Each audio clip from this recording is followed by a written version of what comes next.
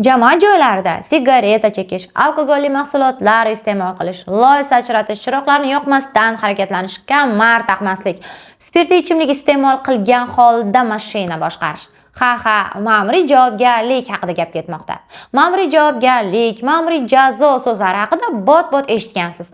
Ammo ma'muriy javobgarlik turlari qanday? Bu haqida batafsil ma'lumotga egamisiz?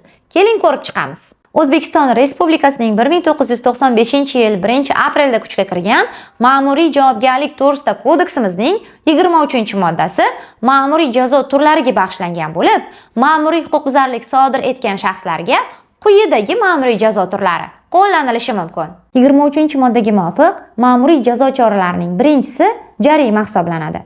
Jarima ma'muriy huquqbuzarlik sodir etishda aybdor bo'lgan shaxsdan davlat hisobiga pul undirishdir. Fuqarolarga solinadigan jarimaning eng kam miqdori bazaviy hisoblash miqdorining 50 dan 1 qismidan, mansabdor shaxslarga esa 10 dan 1 qismidan kam bo'lmasligi lozim. Ikkinchi ma'muriy jazo choramiz ma'muriy huquqbuzarlikni sodir etish quroli hisoblangan yoki bevosita shunday narsa bo'lgan ashyoni haqini to'lash sharti bilan olib qo'yishdir. Uchinchi ma'muriy jazo choramiz ma'muriy huquqbuzarlikni sodir etish quroli hisoblangan yoki bevosita shunday narsa bo'lgan ashyoni musodara qilishdir. To'rtinchi ma'muriy jazo choramiz muayyan shaxsga unga berilgan maxsus huquqdan, transport vositasini boshqarish huquqi, ayniqsa buni erkaklarimiz juda ham yaxshi bilsa kerak, ov qilish huquqidan mahrum etishdir. 4.1 ma'muriy jazo choramiz haq to'lanadigan jamoat ishlariga majburiy ravishda jalb etishdir. E'tibor qarating, 2024-yil variant savol. 5-ma'muriy jazo choramiz ma'muriy qamoqqa olishdir.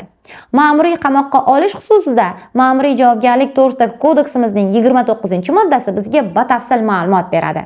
Ya'ni ma'muriy qamoqqa olish 3 sutkadan 15 sutkagacha muddatda, favqulodda holatlarda esa 30 sutkagacha muddatda qo'llaniladi. Eslatib o'taman, e'tibor qarating. Ma'muriy qamoqqa olish chorasi homilador ayollarga, 3 yoshgacha bolasi bo'lgan ayollarga, 14 yoshgacha bo'lgan bolasini yakka o'zi tarbiyalayotgan shaxslarga, 18 yoshga to'lmagan shaxslarga, 1 va 2 guruh nogironligi bo'lgan shaxslarga nisbatan qo'llanilishi mumkin emas. Ushbu jihatlarga e'tibor qaratib o'ting. Va 6-ma'muriy jazo choramiz chet el fuqarolarini va fuqaroligi bo'lmagan shaxslarni O'zbekiston Respublikasi hududidan ma'muriy tarzda chiqarib yuborishdir. Oxirgi ma'muriy jazo choramiz, ya'ni 29.1-moddamiz chet el fuqarolari va fuqaroligi bo'lmagan shaxslarni O'zbekiston hududidan ma'muriy tartibda chiqarib yuborish 1 yildan 3 yil muddatgacha amal qiladi. Va e'tibor qarating, ushbu qoida, ya'ni ushbu ma'muriy jazo chorasi O'zbekiston Respublikasi fuqarolariga va aliment majburiyati bo'yicha chet el fuqarolari va fuqaroligi bo'lmagan shaxslarga amal qilmaydi. Siz bilan yuqorida ma'muriy jazo choralarini ko'rib o'tdik. Ya'ni ma'muriy javobgarlik to'g'risida kodeksingizning 23-moddasini sharhlab o'tdik. Ma'muriy javobgarlik xususida yanada ko'proq ma'lumotga ega bo'lish uchun kanalimizga obuna bo'lib qo'yishni unutmang va ushbu videoni yaqinlaringizga ham ulashib qo'ying.